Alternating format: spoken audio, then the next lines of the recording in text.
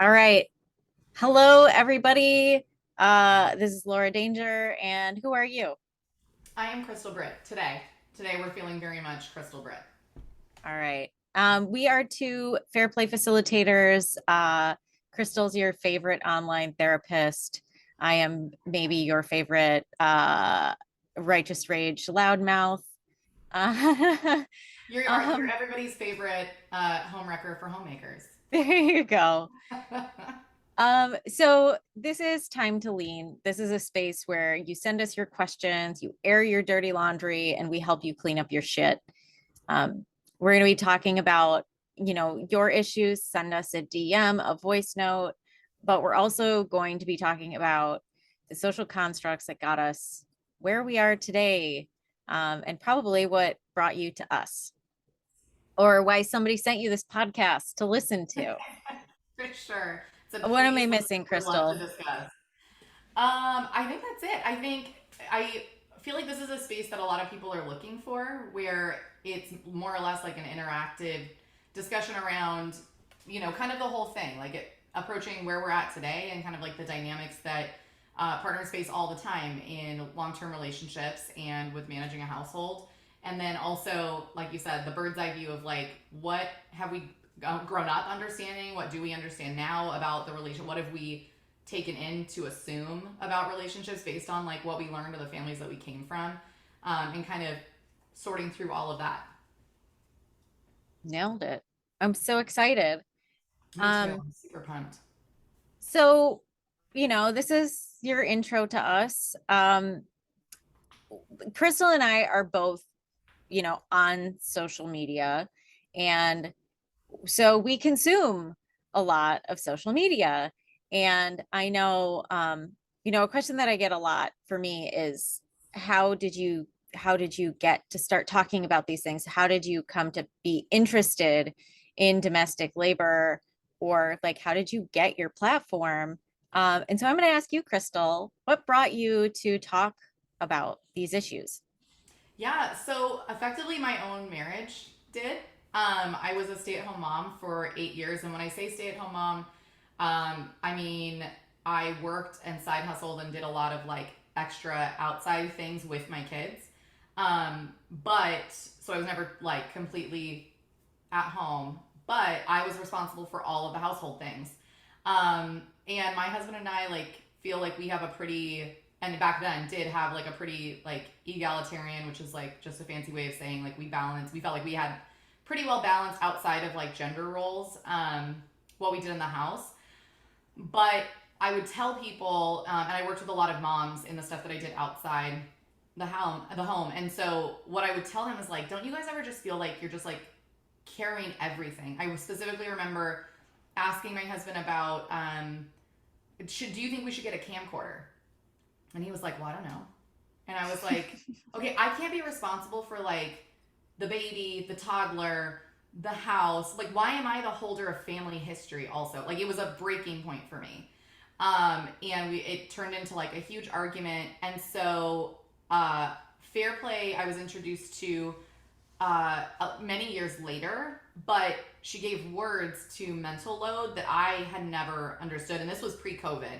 And then once COVID happened, I was diagnosed with ADHD and like realizing like the mental load was actually something that I was not carrying very well, and had been feeling this whole time, but didn't have words for and didn't have a solution for.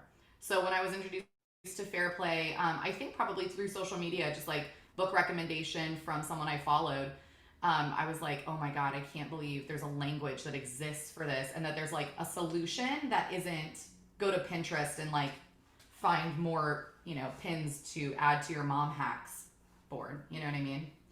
It was really holistic. That's such a good point. I abandoned my Pinterest a while ago, but like even that is such a good visual. Like my husband doesn't have he never had a Pinterest board of like organization hacks and Mhm. things like that for a variety of reasons. But like Yeah. that's part of why we're trying to deconstruct this Yep. is nowadays, like maybe he would have a Pinterest board or like a bookmark thing in his bookmark bar of like summer activities for Charlie. Yep.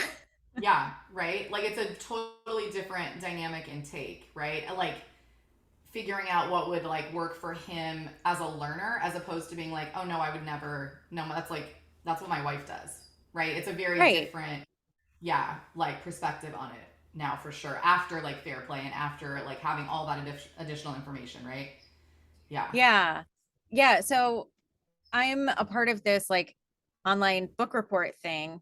And right now, it's like a group of creators and we pick a book every month and then we talk about it, we read it, we talk about it.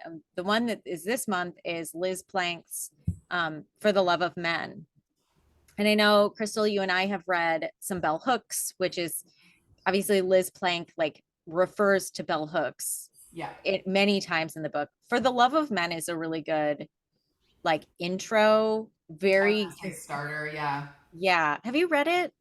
I have started it because I bought it like 2 months ago, and then when you like were posting about it being part of the community book report, I was like, amazing! This is a great time for me to dive into it to be able to discuss it with other like-minded people.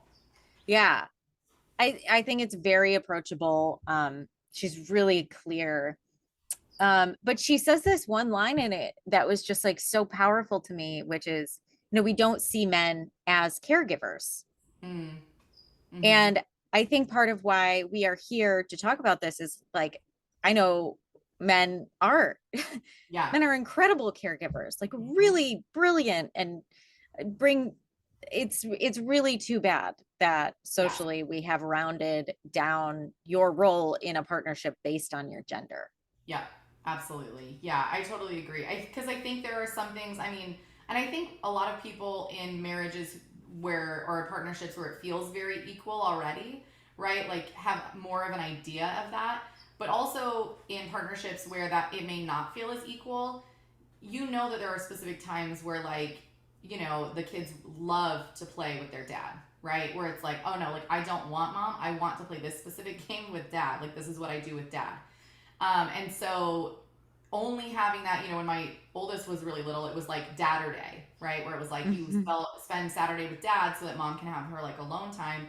And we've moved away from that only because like it's more integrated now. Like we've given him ample opportunities to like step into caregiving roles as opposed to like, oh, just like be the fun goofy dad on Saturdays, right? Like this gets to be your Yeah. time all the time, right? You get to have this bond with your kids. But what brought you to Fair Play? How did you find Fair Play? Probably a similar time that you did. The book came out October 2019. Mm, So it's interesting that you say, like, if you found it right around the time I did, it was a few months before the pandemic kicked off. And you have, your youngest is very similar in age to mine. yeah, And so we're stuck at home with an infant yeah, still and the big kids and like figuring out remote school and all of these things, daycare closing, all of that. So I had the book and initially I didn't even introduce it yet. I was just like in the stages of being mad.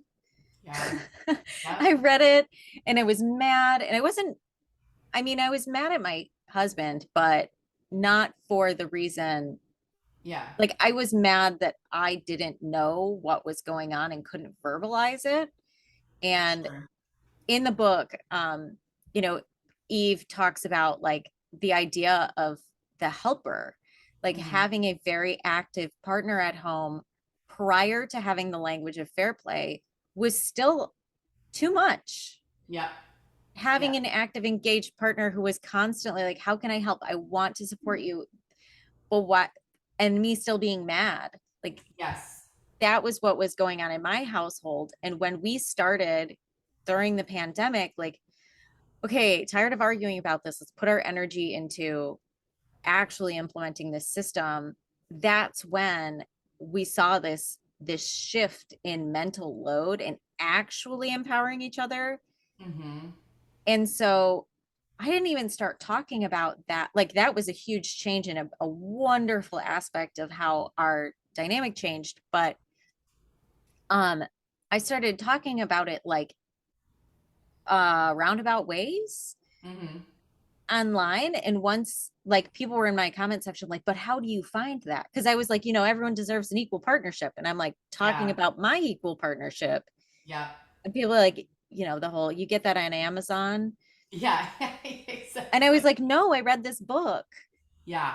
And I Yeah. started talking about it, and people just kept being like, whoa, what? That's amazing. Yeah. I didn't realize that it had come out so recently. Like in my Yeah. head, it was like it's like a 2017, 2018 book that I just missed. So that makes me feel really like a lot better about myself that no, it was like around the same time that it No, came yeah, out. you're I wasn't just you're behind. we are the trailblazers with it, I guess. Yes. Yeah, there's a whole like cohort of people I feel like that yeah, found it early on, and then it's like come to the surface that how it's so life-changing. Yes. Yeah, it's life changing because even like I've given, the book to like my sisters like when, my brother got married, that was part of like what we gifted them.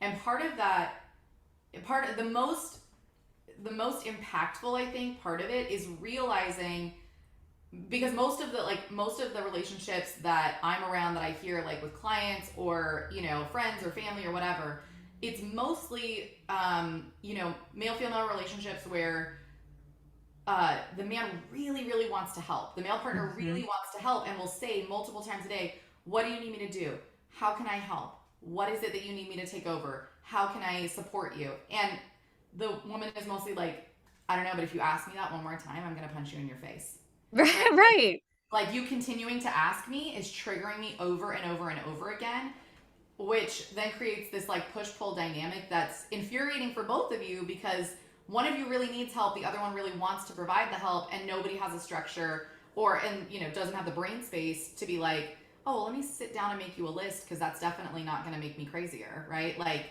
it's a very very tough thing to see outside of, and I like it's just unreal to me even having taken like one task, how that you can immediately see like, oh, that was the component that was driving me up a wall, and so here's how we need to change, this is a quick fix to how to change it. Yeah. Yeah, I think you put your finger on it. Like when I say I was mad, I was so mad at I was so relieved is honestly what it Mhm. was. I was not I felt so validated Yes. for, like you said, like, why am I not happy? Yeah. Why am I frustrated? Why everyone is trying to show up for me, and I Yep. don't understand why I'm so like, why doesn't this feel good? Yeah.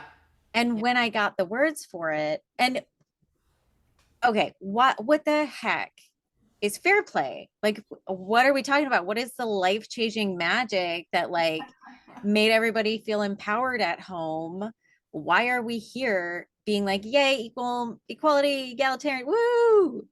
Do you want to, what are the things that you took away, Crystal, from fair play? Oh man, like hard and fast points. I always have like one of my sisters is like, okay, but like what is it? I'm like, my brain doesn't work like that. Like I gotta sit down and have a conversation with you for an hour.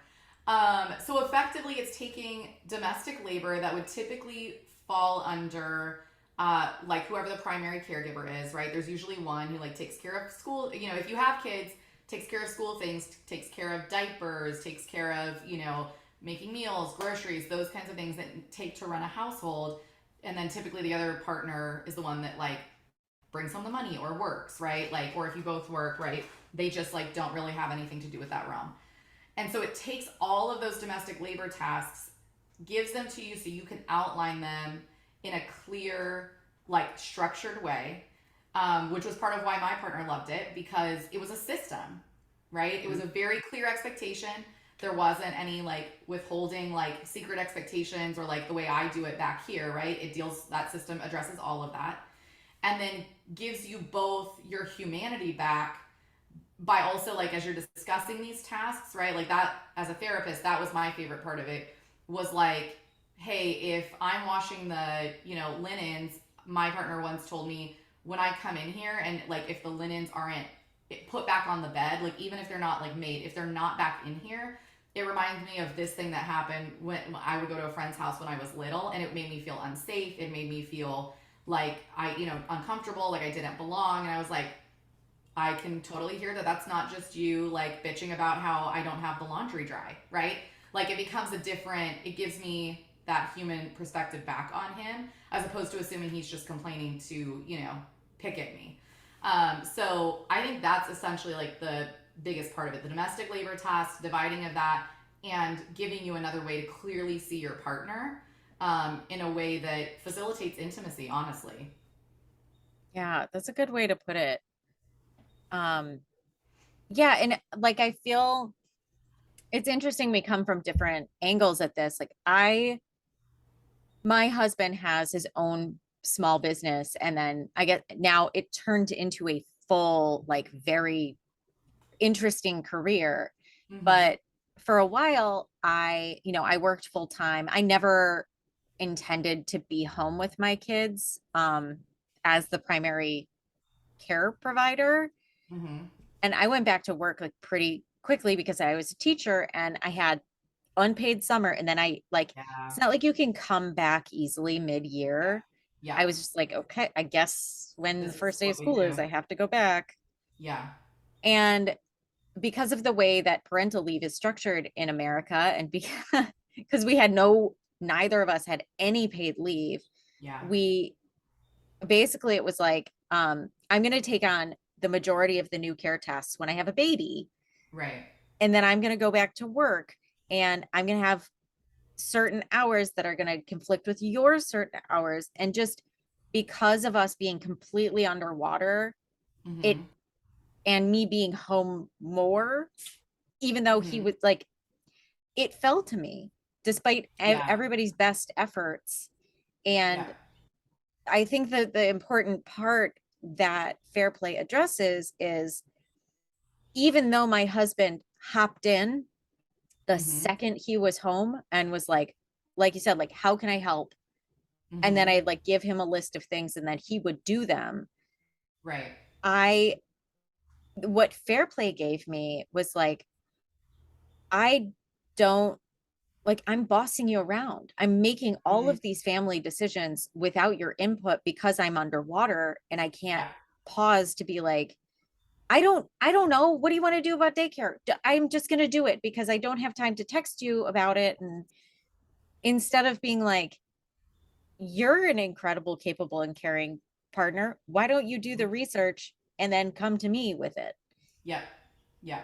Absolutely. Like, it gave us the language, and like you said, for me to let go and Mm-hmm. just being like, what, Yeah. why would I be, I'm the youngest. You have been around young children your entire life. Like, I'm way less equipped to be making these decisions than you Yeah. are. Like, how did we let society put us into these boxes that we don't belong in? Yeah. For sure. Which isn't even like going into the implications of like, or the assumptions of, there was something that was, oh, it was a thing for my kid's school that was like, they're doing like a new carpooling, system, or not carpooling, pickup line system. And we just got an email that was like, hey, the primary on like the account is going to be who, because one of my kids goes to private school. The primary on the account is going to be the person who has control of like changing the drivers and pickups and stuff. So let us know. You email us if we need to change that. And I'm like, I'm transportation. I always have been, but Ben's the one who has control of that on his phone. He doesn't even have the app. You know what I mean? I guarantee you that email is in junk because it's not, transportation is not part of his thing. So it's just like all of those assumptions of like when society will also hand you guys, Yes. right? Of like, oh, like moms, go ahead and sign up for, room volunteers at back to school night. And it's like, the dads don't even get an opportunity, right? Yeah. They don't even get an opportunity to be asked. Yep. So yeah, for sure. Yeah. So the basis of Fair Play is not defaulting. That's like the whole, no more the royal we should do this. No, you Yeah. decide who is actually going to own the whole task. And as you said, like, Eve and her team who helped develop, who supported her in all the research and stuff in this system, broke it down into 100 cards. And So you get a card like the dishes card, which is a daily grind, those annoying, repetitive, has to happen, endless chores. Get Yep. the dishes. And what I think at my household we were struggling with was the idea of like helping or jumping in on Mm-hmm. these chores. And Yep. instead of jumping in, you take full ownership of what she defines as the CPE, the conception, the planning, the execution. So you now become the noticer. Yep. I do not want to be scanning the room every time I walk into a space. I want to have a defined thing I'm looking at. And the magic is you're no longer nagging each other. Yep.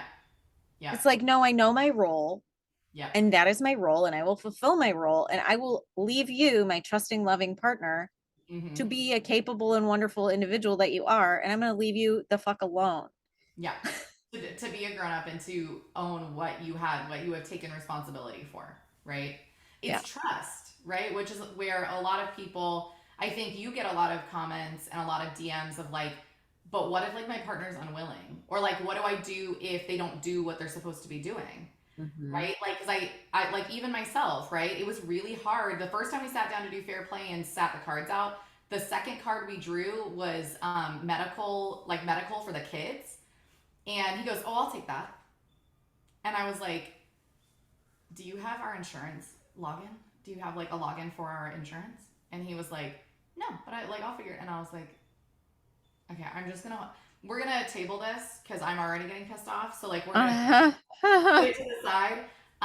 But it was really hard for me to let go and trust him of like, no, you said you're gonna do it, so like that's I trust you to uphold that part of our relationship so that I can continue to build trust in you. Right? And it's really hard when you don't have a partner who's wanting to do that or interested in doing that. That becomes a really difficult conversation. You point to that, and I think what happens, like probably with people you work with and people that I work with, is you say you have that exact conversation. I'll take the medical. Like it's the willing partner where they're like, I have been waiting for you to let go so I can Mm-hmm. do this. But then, Mm-hmm. but then what often happens is you say, okay, and it's like, I'm worried you're not going to do it right, all of this, Yeah. because there's the other piece, which is defining the Yes. CPE, Yeah. defining the minimum standard of care. Like you said, like, do you even know what it takes to Mm-hmm. do that? Yeah. And it's not fair to expect someone to step into the role confidently or feel empowered to take on a Yeah. role if you're, I don't know if this is the right term, but like if you're gatekeeping the Oh, for success sure. of it, Yep. or Absolutely. if you're like, okay, you take the dishes, well, you did a super shitty job at the dishes, Mm-hmm. Mm-hmm. that's not helpful either. Right, which is like, and also like for a lot of the people that I work with, that's why I make sure when we go over the cards and how to do it, right? And when we talk about CPE, we talk about the check in of like, you do not like the dishes, right? If the dishes were done shitty and you open the dishwasher and the dishes are shitty and you need a mug, we don't talk about it till check in. Like, Yes. do not address that in the moment because you're really pissed. Your partner's going to be really upset and hurt by that. Let's address it in a neutral way at another time. Like, it is I think that's a really good point that you're like getting at, which is like, it's definitely a two-way street, right? Having a willing partner to take on the task is one thing. Also, the partner who has been taking on the mental load being one, willing to give that up, two, willing to trust the partner to do it, and three, examining within themselves how much of their identity is built in that, right? Because when you touch on Yes. gatekeeping, there's a lot of self worth that we have all probably built into, like, no, like as I am stepping from part time work into full time work, I'm having to process through all of that, right? Like taking my kids to school, we're outsourcing that, and our nanny does that in the mornings. But it took me at least 3 months to allow her to take them on her own because I was like, this is like part of what makes me a mom. Like, if I don't take them to Mm-hmm. school, what am I doing? Right. And so, like, sitting with that, feeling of like, what part of caregiving do you identify with? It makes you uncomfortable to hand over, right? And you don't have to give over everything, but recognizing that, like, sometimes a caregiving partner has a lot that they also need to work through as well. Yeah. Okay. Let's, I want to address this video that I don't know if you saw it, if you saw the original video, but it was his dad who was like, "Tell me I'm not alone here. You got to stop asking me if I have a plan because I don't have a plan." And it's like this dad who is texting with his wife, the mother of his child, and he's like, "My wife got home. She needed a break. I took the kid."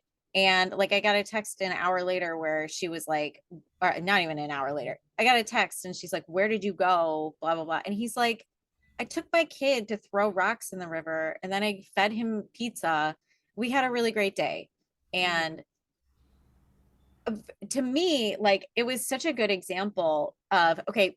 And he goes, "I should have checked in with her before I left the house. Like, I understand why she was anxious. I get it." But also, he gives the example. He's like, "And the other day I took him to the mall and I forgot the stroller. But what did I do? I rented one of those stupid push Mm. carts for the with like, and he had a great time." Yeah. Yeah. And there's that piece of that which is like, we don't we don't see men as caregivers Yeah. often. We Yeah. hold them back. And what I love about the fair play system is I consider it like setting a North Star, like Mhm.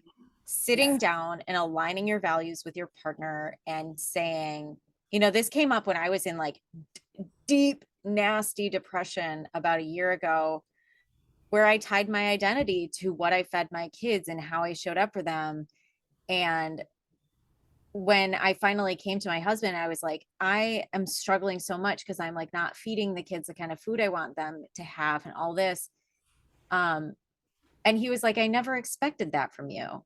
Mm. And we had a conversation where we both felt empowered to make choices. Yeah. Like, here's what, when Laura, when you're going through like a depressive episode, I care that they're fed. Like, Right. I want the kids to have a positive experience with you. So I would prefer that they be fed junk food, but not see you like crying in the kitchen Yes. cooking. Yeah. For sure. And like, please prioritize taking care of yourself so you can show up for Yeah. the kids. Yeah. And at the same time, it's like, okay, for this guy, like, I value my wife having a break, Yeah. feeding our kid, getting outside, Mm-hmm. taking him, and I like, when you two can sit down and talk about your family values, then it Mm-hmm. doesn't matter how you get there. Yeah. You both feel empowered to do that. Mm-hmm. And like Absolutely. talking about that with my husband and him giving me permission and empowering me to like use my best judgment, he Mm-hmm. relieved me of that self-doubt and like self-deprecation. Mm-hmm. Mm-hmm. And I mean, I already trusted him. Like, he's, like I said, like Yeah. way better of a Yeah. caregiver than I am. Yeah, totally. But it like But deepens I it deepens needed that that. I intimacy and needed that it. trust, right? And especially for him to like it deepens your relationship too for him to hear him say, when you are going through a depressive episode, I would rather like the kids can eat whatever. I want for them to have a good experience with you and love spending time with you. And right, like he wants to support you Hmm. and the kids, right?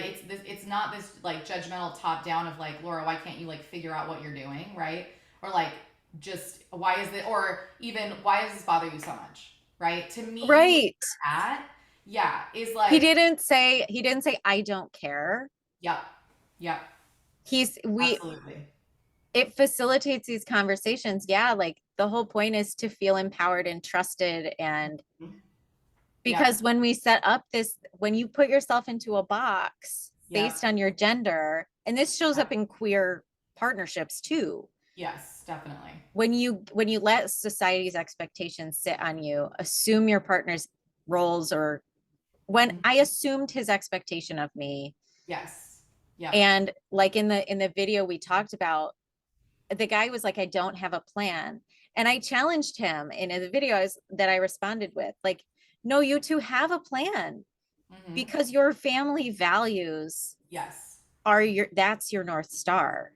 Absolutely, right? And I think like the minimum standard of care that guides each card, right, is this idea of like what do we value as a family? And I think it was in the Hmm. Fair Play documentary when Eve talked about or it may have been in Fair Play training. I can't remember. Either way, it was something that she said like, our family prioritizes clean laundry. I don't care if it's hung up, right? Yeah. So we've decided as a family the laundry needs to be clean. If it has wrinkles in it and that's how you want to wear it, that's fine, right? We have the means to, like, you as a child have the means, or as like a kid or a preteen, have the ability to ask for it to be ironed, or for to iron it yourself. But this is our family value, or clean clothes, and that's it. That's the minimum standard, right? So as opposed to allowing, because that also, as someone who has been a stay-at-home mom, the bombardment of what, and at the time my mom would say like, why do you feel, because my mom worked full-time always, and it was like, why do you feel like, why do you let Instagram or social media kind of dictate the standard that you're at? And I was like, I don't do that. And then when I would go to therapy, my therapist would say, where are you getting these standards? And I Yeah. would say, I don't know, like I'm not, they're just like internal. And she's like, okay, they're not though. So, right, like being able to talk to your partner and be like, yeah, this is where, and I think it was a viral video that was maybe going around during COVID or just prior to COVID.